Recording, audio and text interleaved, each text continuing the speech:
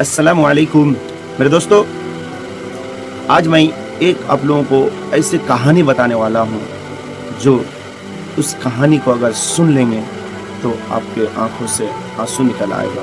मेरे दोस्तों, जिस घर में बुजुर्ग की इज्जत करना सीख जाते हैं उस घर की दीवारें भले छोटे हो लेकिन उस घर में बरकत बहुत बड़ी होती है। और याद रखिए, बच्चे हमारी बातें कम हमारा व्यवहार ज़्यादा सीखते हैं। एक छोटे से घर में आरिफ अपनी पत्नी सायरा और अपने छोटे बेटे रेहान और अपने बूढ़े अब्बू के साथ रहता था। रेहान बहुत प्यारा बच्चा था लेकिन कभी कभी गुस्से में दादा से ऊंची आवाज में बात कर देता। एक दिन दादा ने रेहान से कहा, बेटा जरा मेरा चश्मा तो उठा देना। रेहान मोबाइल में व्यस्त था। उसने बिना देखे कहा, दादा खुद उठा लीजिए ना, मैं बिजी हूँ।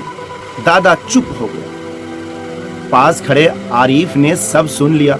उन्होंने रेहान को डांटने के बजाय प्यार से अपने पास बुलाया और कहा, बेटा तुम्हें पता है तुम्हारे दादा आज बूढ़े हैं लेकिन एक समय था जब तुम्हारे पापा छोटे थे और उन्हें चलना भी नहीं आता था, तब यही दादा मुझे यानी तेरे बाप को अपनी उंगली पकड़कर चलना सिखाते थे।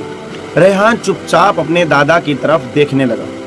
आरिफ ने कहा, बेटा बुजुर्ग की कमजोरी देखकर उनका मजाक मत उड़ाना। आज उनके हाथ कांपते हैं, कल तुम्हारे हाथ भी कांप सकते हैं। आज उन्हें हमारी मदद चाहिए, कल हमें किसी की जरूरत पड़ सकती है। रेहान की आंखें नम हो गई। वह दौड़कर दादा के पास गया, उनका चश्मा उठाया और बोला, दादा मुझे माफ कर दीजिए। अब जब भी आपको मेरी जरूरत होगी मैं सबसे पहले आपके पास आऊंगा।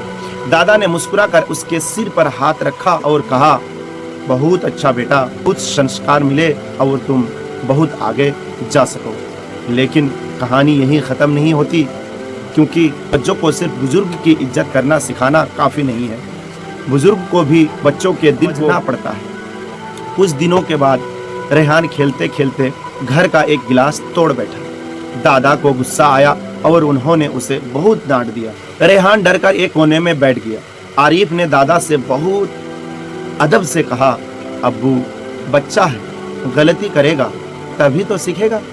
अगर हम हर गलती पर उसे डरा देंगे तो शायद वो अगली बार छुपाना सीख जाएगा। दादा कुछ पल चुप रहे, फिर उन्होंने रेहान को बुलाया और कहा, बेटा मुझे गुस्सा नहीं करना चाहिए था, गिलास टूट गया तो कोई बात नहीं, फिर नया आ जाएगा, लेकिन तुम अपना डर मत छुपाना, गलती हो तो हमें बताना, हम सब कुछ संभाल लेंगे। रेहान दौड़कर दादा से लिपट गया। सायरा यह सब देख रही थी। उसने कहा, बुजुर्ग की इज्जत सिखाइए लेकिन बुजुर्ग भी बच्चों को प्यार और समझ दीजिए, क्योंकि बच्चा डर से नहीं प्यार से बेहतर इंसान बनता है। याद रखिए, बच्चे को महंगे खिलौने देने से पहले उसे अच्छे संस्कार दीजिए। उसे बड़ी बड़ी बातें सिखाने से पहले अपने व्यवहार से उदाहरण दीजिए।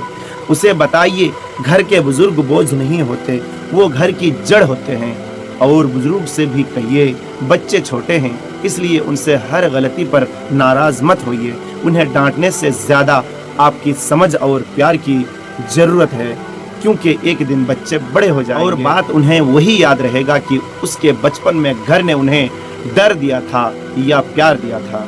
इसलिए आज से एक वादा कीजिए, बच्चे बुजुर्ग की इज्जत करेंगे, बुजुर्ग बच्चों की भावनाओं की कदर करेंगे और घर में हर रिश्ता प्यार, सब्र और सम्मान से निभाया जाएगा। क्योंकि जिस घर में पीढ़ियां एक दूसरे का हाथ पकड़कर चलती हैं, उस घर को टूटने के लिए कोई तूफान काफी नहीं होता है। इस कहानी से पता ये चला कि हमें बुजुर्ग के साथ क्या व्यवहार करना चाहिए और बच्चों को किस तरह नसीहत करना चाहिए। क्या हर डांट बच्चों को सही दिशा दे सकता है या हर प्यार बच्चों को सही रास्ता बता सकता है?